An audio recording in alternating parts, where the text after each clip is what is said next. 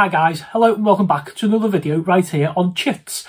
So it's that time of the month again and we are going to do another board game unboxing. Okay, so for this month's little gem, I have chosen Forbidden Island. So straight away, this is really unique because it's not a box, it's actually in a tin. Okay, so this is like a really fun little game. Have a look at the artwork there. Doesn't half get you like right into the theme of it. Okay, let's grab the trusty specs and I'm going to tell you what it's all about. Okay, so it's by Gamewright. It says Forbidden Island, adventure if you dare. Dare to discover Forbidden Island. Join a team of fearless adventurers on a do-or-die mission to capture 4 sacred treasures from the ruins of this perilous paradise. Your team will have to work together and make some pulse-pounding manoeuvres as the island will sink beneath every step. Race to collect the treasures and make a triumphant escape before you're swallowed into the watery abyss. And the contents are 58 playing cards, 24 island tiles, 6 pawns, 4 treasure figurines, 1 water meter, 1 water level marker. Rules of play. It says game by Matt Leacock, illustrations by CB Kanga, ages 10 plus, 30 minutes, 2 to 4 players. Okay, so there is the back of the tin. And I love these kind of games, I really do. So often in life, we're all trying to sort of beat each other, if not computer games or board games or whatever it is, the rat race in life or whatever. And this is a game kind of like a pandemic where we all work together. We win as a team, we lose as a team, okay? So with that in mind, let's open up the tin, and then he said the box, and let's have a look what's inside. Okay, I'll tell you what, let's move that over there. So we get the game manual, which I will go through at the end. Okay, we have a little water gauge, so I think depending upon the level of the water at the start of the game, this goes up or down. We have a little bag of 6 coloured pawns. No meeples here, folks, just the old-fashioned pawns. We have 4 little tokens, so these are our treasures. We've got 1 there, 1 there, or there, whichever way round, I think it's that way. We have this one, and we have this one. Okay, so they are what we're trying to get before the island sinks. Talking of the island, we have a load of tiles. Okay, so what I'm going to do, I'm just going to show you a little bit of the art. Like all these reviews, unboxings, I don't show you everything because if you're interested in the initial product, you can go out and buy it. You don't want to be spoiled by me or anybody else, okay? So we have the Lost Lagoon. That's its normal side. And when it sinks under the water, there we go. So the art is lovely on these. Dunes of Deception. Okay. And again, it's watered side. Do a few more. Breakers Bridge. I say really lovely evocative art on these. Sunken side. Let's do one more. The Iron Gate. Okay. When it sinks, there you go. So they are the game tiles. I think they are randomly selected at the start of the game to be able to put them all down so you can have like a different environment every time. There's randomisation so that the different tiles sync, so the board is always going to be different. Okay, and we have some game cards. Okay, so again the art is very, very similar to the actual tiles. The Cave of Embers. The Gold Gate. Let's have a look. I want to see something you haven't seen before. What's this one? The Cliffs of Abandon. Okay. And then we have a look at Explorer. Right, these are our role cards. So every player gets to have like a role on a team. If you think like Pandemic and your medics and that kind of thing. So you can be the Explorer and you can move and or shore up diagonally.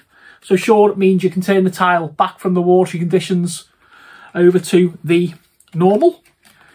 A nice game guide on the back there. So order of play. You take up to 3 actions with your player. You draw 2 treasure cards. discard down to 5 cards, draw the flood cards equal to the water level, okay? So if your water levels are 3, you draw 3 flood cards. So obviously, the further along the game gets, the more the tension ramps up. There you go.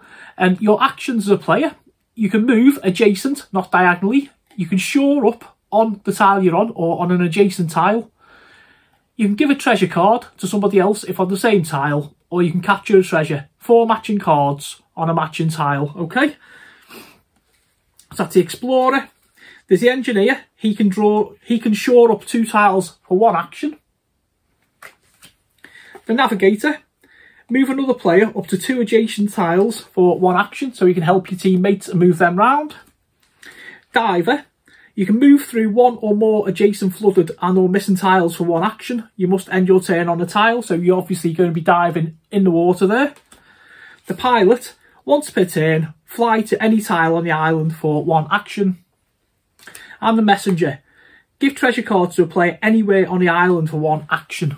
Okay, so basically, the more players you get, the more roles you're going to have, and you can all join together as a team.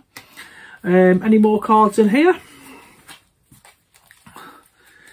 No, they're just the same old pile of cards there. And again, I'm not going to show you them all because I don't want to spoil it. Okay, you have some different treasure cards that you can collect, and they match the little treasures that we find in a box there. Okay, can we get the other one?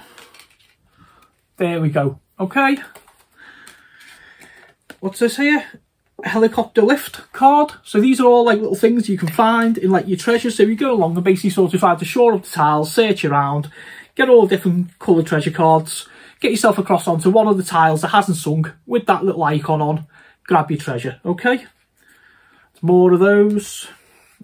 Okay, and this is a water rise card. So move the watermark level up 1 tick, shuffle a flood discard pile and place it on the top of the flood draw pile, discard this card to the treasure discard pile. So that's like a tricky one, a little bit like the on Pandemic. Sandbags, you can shore up any 1 tile on the island. And I think I've shown you enough of the cards there, folks, and hopefully given you a little bit of an idea of how this one plays. It's probably just like some mumbled mess. Okay, let's take a look at the book. So, Forbidden Island, 2 to 4 players, ages 10 and up. Also, just to mention, with this being a co-op game, you can play this yourself. You could potentially take on the role of all 4 players and play against the game, which is always good in these times when we can't always get hold of all our friends at the same time. Okay, so there we go. There's the front of the rule book. There's a little bit of an explanation as to what the game's about, a little bit of a content sheet there.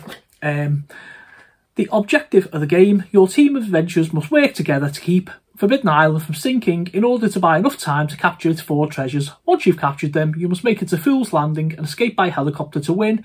If, however, the island sinks before you can complete your tasks, the mission ends in defeat.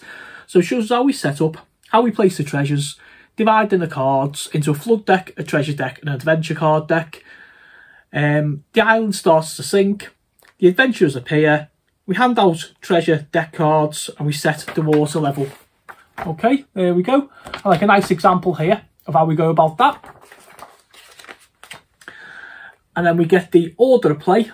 So the player who last visited an island goes first and play continues to the left on every turn. Do the following 3 things in order. So you take your 3 actions, you draw 2 treasure cards, draw flood cards equal to the water level. Okay, so it just says you're taking 3 actions: move, shore up, give a treasure card, capture a treasure. They are on the back of your player cards. It tells us how we move, how we shore up, how we give a treasure card, how to capture a treasure. Draw 2 treasure deck cards, tells us all about that. The water rising cards. When the treasure deck runs out, your hand limit, you're allowed 5 cards in your hand. All about drawing flood cards. And when the flood draw pile runs out, the game end, how we win the game, how we lose the game, the difficulty, and a word from Gamewright. Immediately strikes me, the book is only like 8 pages long, a micro thin little book. Winning condition. Get to Fool's Landing. Once you've collected all 4 treasures, everyone must move their pawns to the Fool's Landing tile. Then one player must discard a helicopter lift card to lift your team off the Forbidden Island for the win. Losing the game, there are 4 ways to lose. If both temples, caves, palaces or gardens tiles sink before you collect their respective treasures, you basically lost a treasure. You're buggered. If the Fool's Landing tile sinks, figures you ain't got a helicopter out of there. If any player is on an island tile that sinks and there's no adjacent tile to swim to, so if one of your party perishes, or if the water level reaches the skull and crossbones. Okay, so we've got normal, elite or legendary difficulty settings. And that, my friends, is Forbidden Island. So I've played this. I played a few times with my son when he was a little bit younger, when he was about 10. It's a really engaging little game. It works really, really well as a quick pull out and play for yourself for half an hour if you can't get your gaming group round, or even if you've got your gaming group round and you want to just have a little sort of filler game while you're waiting for everyone else to arrive, throw it down on the table. This one, folks, is highly recommended. It is Forbidden Planet. Forbidden Planet? That's the shop. It is. Forbidden Island. And you can probably buy it at Forbidden Planet. Yeah, there we go, folks. Join me next time for another game unboxing.